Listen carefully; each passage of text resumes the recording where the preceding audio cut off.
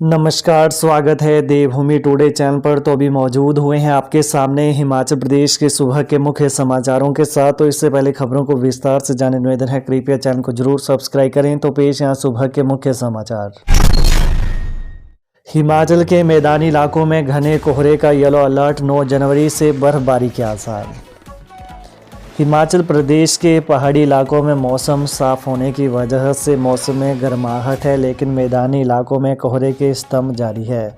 बिलासपुर, ऊना, हमीरपुर, कांगड़ा और मंडी के मैदानी भागों में दोपहर तक सूर्य देव के दर्शन हो रहे हैं। इन भागों में दोपहर तक घना कोहरा छाए रहने से लोगों की मुश्किलें बढ़ गई हैं। वहीं मौसम विभाग ने कोहरे को लेकर इन मैदानी जिलों के लिए येलो अलर्ट जारी किया है। इस दौरान इन जिलों में देर रात और सुबह के समय घना कोहरा छाए रहने की भविष्यवाणी की गई है। मौसम विभाग के मुताबिक मैदानी क्षेत्रों में आगामी 6 जनवरी तक घना कोहरा छाएगा। इससे विजिबिलिटी कम रहेगी। प्रदेश में 8 जनवरी तक मौसम साफ बना रहेगा। अनुराग ठाकुर बोले, केजरीवाल को क्या डर है कि ईडी के सामने पेश नहीं होना चाहते। केंद्रीय मंत्री अनुराग ठाकुर ने कहा है कि दिल्ली के मुख्यमंत्री अरविंद केजरीवाल तीसरी बार समन मिलने के बाद भी ईडी के समक्ष पेश नहीं हुए। केजरीवाल के ईमानदार सरकार देने के दावे खोखले साबित हुए। बिलासपुर के घुमारवी में एक कार्यक्रम में शिरकत करने पहुंचे अनुराग ठाकुर ने कहा कि केजरीवाल के मंत्री भ्रष्टाचार के चलते जेल में हैं। उनके सांसद हों, विधायक हों, मंत्री हों या उप मुख्यमंत्री हों, जब खुद मुख्यमंत्री की बारी आई तो तीसरी बार समन मिलने के बाद भी ईडी के सामने पेश नहीं हो रहे हैं। उन्होंने कहा कि केजरीवाल से सबसे बड़ा सवाल यही है, ऐसा क्या डर है कि वो ईडी के सामने पेश नहीं होना चाहते। ऐसा क्या है जिसे छुपाना और दबाना चाहते हैं। ऐसी क्या मजबूरी है कि केजरीवाल जो कभी कांग्रेस को नसीहत देते थे आज उसी के सहयोगी बन गए हैं। उन्होंने कहा कि प्रधानमंत्री नरेंद्र मोदी ने पहले दिन कहा था कि न खाएंगे न खाने देंगे। पिछले 10 साल में नरेंद्र मोदी की सरकार ने कामकाज में पारदर्शिता लाई और जवाबदेही तय की, देश का लाखों करोड़ रुपए बचाया। हिमाचल में 6 सीपीएस से सरकारी सुविधाएं छीनी, हाईकोर्ट बोला मंत्रियों की तरह काम नहीं करेंगे, 2.25 लाख रुपए महीने की सैलरी भी रोकी। हिमाचल प्रदेश में मुख्य संसदीय सचिव सीपीएस बनाए गए 6 कांग्रेसी विधायकों में से कोई भी अब मंत्रियों जैसी सुविधा नहीं ले पाएगा। हिमाचल प्रदेश हाईकोर्ट ने पिछले कल अपने अंतरिम आदेश में यह निर्देश दिए। वहीं मुख्यमंत्री सुखविंदर सिंह सुक्खू की अगुवाई वाली सरकार में साल भर पहले 6 कांग्रेसी विधायकों को मुख्य संसदीय सचिव सीपीएस बनाया गया था। राज्य की मुख्य विपक्षी पार्टी बीजेपी के 11 विधायकों ने इनकी नियुक्ति को असंवैधानिक बताते हुए हाईकोर्ट में चुनौती दे रखी है। इस याचिका में मांग की गई है कि सीपीएस बने विधायकों को मंत्री के तौर पर काम करने से रोका जाए। हिमाचल के आईटीबीपी जवान की छत्तीसगढ़ में हृदय गति रुकने से मौत। Indian Tibet border police ITBP में एएसआई के पद पर तैनात उपमंडल घुमारवी की गाहर पंचायत निवासी विक्रम सिंह धीमान 56 वर्षीय की ड्यूटी के दौरान हृदय गति रुकने से मौत हो गई। जवान का शव पिछले कल देर रात तक पैतृक गांव पहुंचने की संभावना है। जवान की मौत की खबर मिलते ही क्षेत्र में शोक की लहर दौड़ गई। विक्रम सिंह धीमान इन दिनों छत्तीसगढ़ में सेवाएं दे रहे थे। वह करीब 10 दिन पहले ही छुट्टी काटकर ड्यूटी पर गए थे।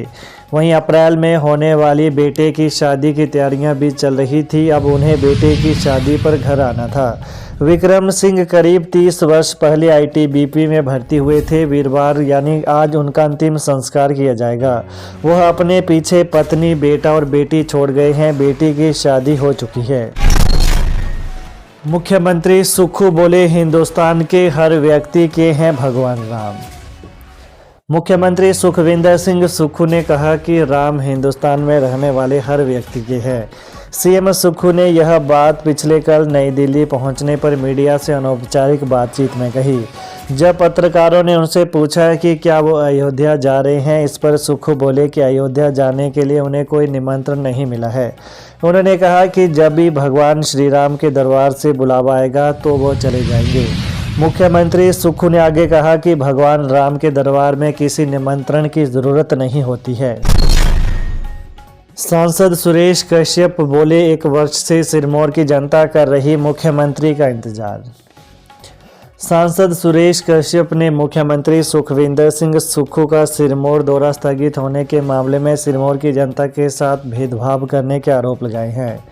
पिछले कल पत्रकार वार्ता में उन्होंने सरकार के 1 वर्ष के कार्यकाल को विफल करार दिया। उन्होंने कहा कि 3 जनवरी को मुख्यमंत्री नाहन दौरे पर आने वाले थे, लेकिन उनका यह दौरा स्थगित हो गया। अब इसके पीछे कारण क्या रहे, यह तो मुख्यमंत्री ही बता सकते हैं। मुख्यमंत्री के दौरे से जिला के लोगों को काफ़ी उम्मीदें थी। सरकार के 1 वर्ष के कार्यकाल में मुख्यमंत्री का एक बार भी आधिकारिक तौर पर सिरमौर का दौरा नहीं हुआ है।